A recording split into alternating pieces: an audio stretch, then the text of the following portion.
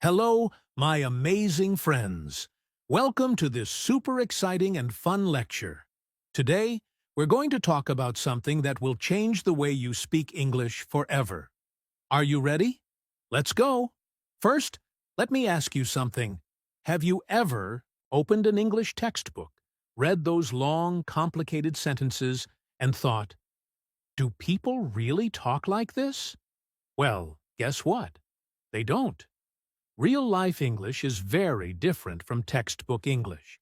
And today, I'm going to show you how to stop speaking like a textbook and start speaking like a pro. But before we dive in, let me tell you this. Learning English is not about memorizing rules or sounding like a robot. It's about expressing yourself, connecting with people, and having fun. So, if you've ever felt nervous or shy about speaking English, this video is for you. By the end of it, you'll feel more confident and ready to take on the world. And hey, if you're enjoying this video, don't forget to hit that subscribe button and give this video a big thumbs up. It really helps me create more awesome content for you. Also, drop a comment below and tell me, what's the one thing you find hardest about speaking English? I'd love to hear from you. Okay, let's get started. Have you ever noticed how textbooks teach you to say things like, how do you do? Or, I am fine, thank you. And you? Sounds polite, right? But here's the truth. No one talks like that in real life. If you say, how do you do? To a native speaker, they might think you're from the 1800s. Textbooks are great for learning grammar and vocabulary, but they often miss the mark when it comes to real conversations. Real English is full of shortcuts, slang, and expressions that make it sound natural and friendly. So, if you want to sound like a real person and not a walking dictionary, keep watching. What's a contraction? It's when you combine two words into one. For example, I am becomes I'm. You are becomes your. Do not becomes don't. Contractions make your English sound smooth and natural. Imagine saying, I do not know what you are talking about. Sounds robotic, right? Now say, I don't know what you're talking about. Much better. So start using contractions in your everyday conversations. It's a small change, but it makes a huge difference. Phrasal verbs are super common in English. They're verbs that come with a little word like up, down, out, or off. For example, pick up, to lift something, turn off, to stop something, look forward to feel excited about something. Textbooks don't always teach phrasal verbs, but native speakers use them all the time.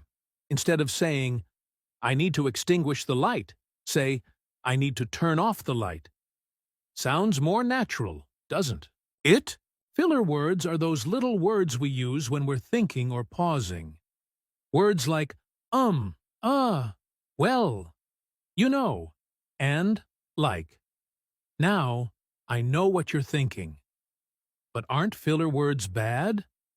Not at all. In fact, they make you sound more natural. Native speakers use them all the time. For example, well, I think we should go.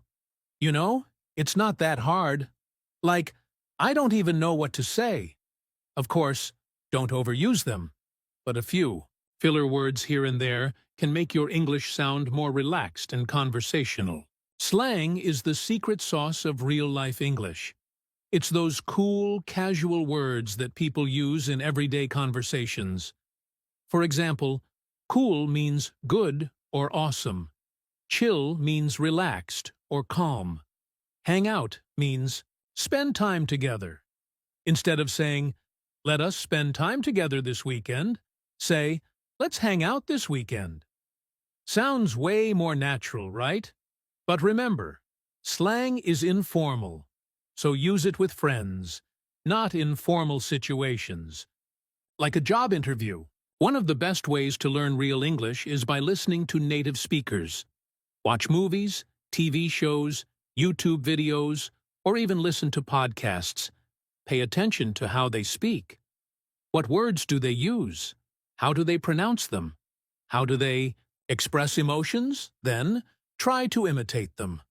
Practice saying the same sentences with the same tone and rhythm. It might feel funny at first, but trust me, it works. Here's the truth. Everyone makes mistakes, even native speakers. The key is to not let fear stop you from speaking. The more you practice, the better you'll get. Think about it this way. Every mistake is a step closer to fluency. So, don't be shy. Speak up, make mistakes, and learn from them. You don't need to use big, fancy words to sound smart. In fact, simple English is often the most effective. Instead of saying, "I am experiencing a sensation of fatigue," just say, "I'm tired." Remember, the goal is to communicate, not to impress. So, keep your sentences short and sweet. Learning English is like learning to play a sport or a musical instrument. You can't just read about it, you have to do it. So, practice speaking every day. Talk to friends, join a language group, or even talk to yourself in the mirror. The more you practice, the more confident you'll become. And before you know it, you'll be speaking English like a pro. Before we wrap up, I want to remind you of something. You're amazing. Learning a new language is not easy, but you're doing it. Every word you learn, every sentence you speak, is a victory. So, be proud of yourself. And remember, it's not about being perfect. It's about progress. Every day, you're getting better. So, keep going. You've got this. Let's recap. Here's what we learned today. Use contractions to sound natural. Learn phrasal verbs. They're everywhere. Use filler words to sound more relaxed. Add some slang to your vocabulary. Listen and imitate native speakers. Don't be afraid to make mistakes. Keep your English simple and clear. Practice every day. Now, it's your turn to take action.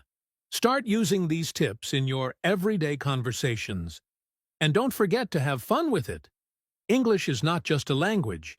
It's a tool to connect with people and share your ideas. If you found this video helpful, please give it a thumbs up and share it with your friends. And if you haven't already, hit that subscribe button and join our amazing community.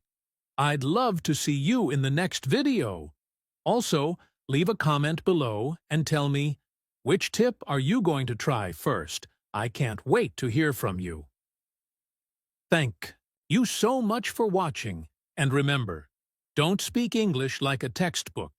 Speak it like you. Until next time, keep learning, keep growing, and keep shining. Bye for now.